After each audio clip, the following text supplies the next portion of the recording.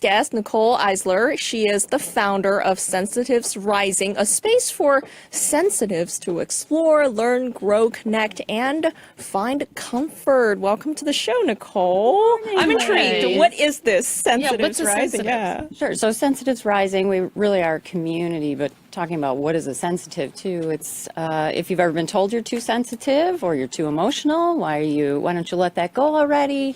It's just a lot about, instead of feeling that there's something wrong with you, there really is 20% of the population, we're highly sensitive, we're emotionally connected. Is this is it a charity? Is it a business? What's the model? Sensitives Rising is really a movement. So it's about sensitives on the rise. Instead of feeling that your sensitivity is bad, and like in my experience, it's really become what makes life easier for me.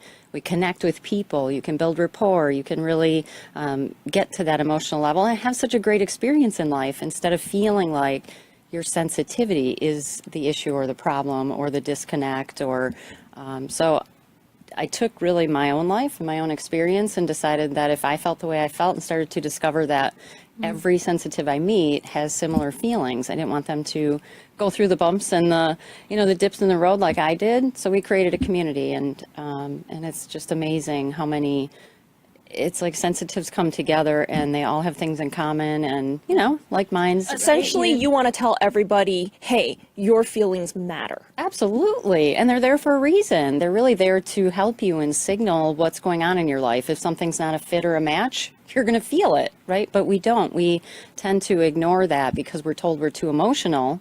Just get over it.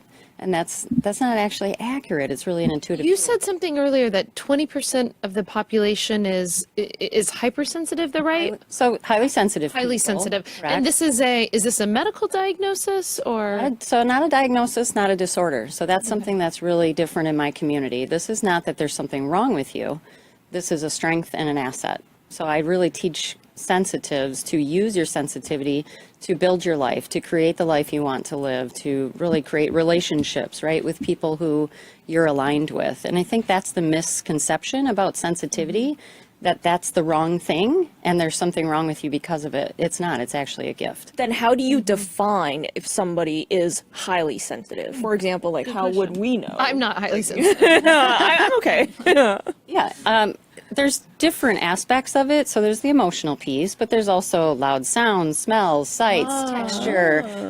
We tend to be, but we're also very in depth when we think about things. So if you have a sensitive, I think my husband might be overthinking. Yeah. Well, we can ruminate on things. There's a lot of sort of joking about that. Call it top heavy, so you get stuck in your head, right? Well, we that want to can be drop a good down. one. But as you said, that all of these that is things not a can bad be thing. really good because I tend to make decisions.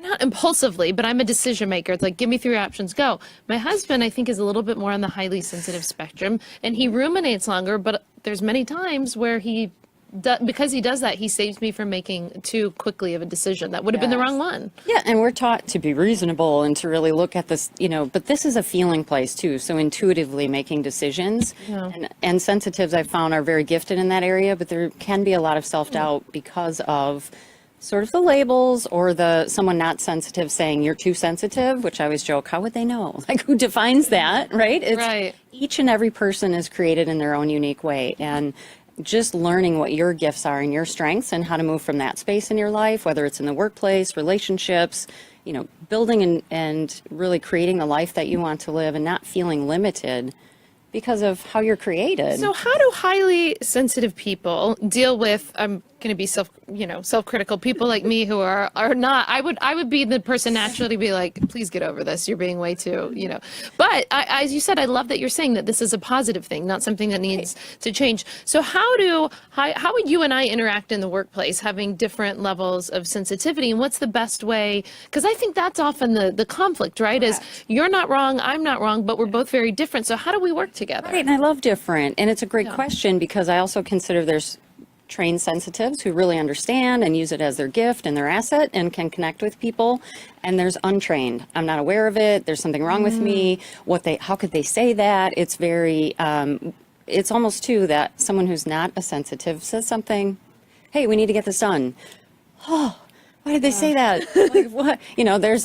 We tend to internalize things and personalize. It's not personal. So it's really learning to meet someone where they're at from both ends, whether you're the sensitive or you're not, right? Isn't that always how we should approach everything? Let me meet you where you're at. You meet me where I'm at. Let's figure this out and collaborate. Yeah.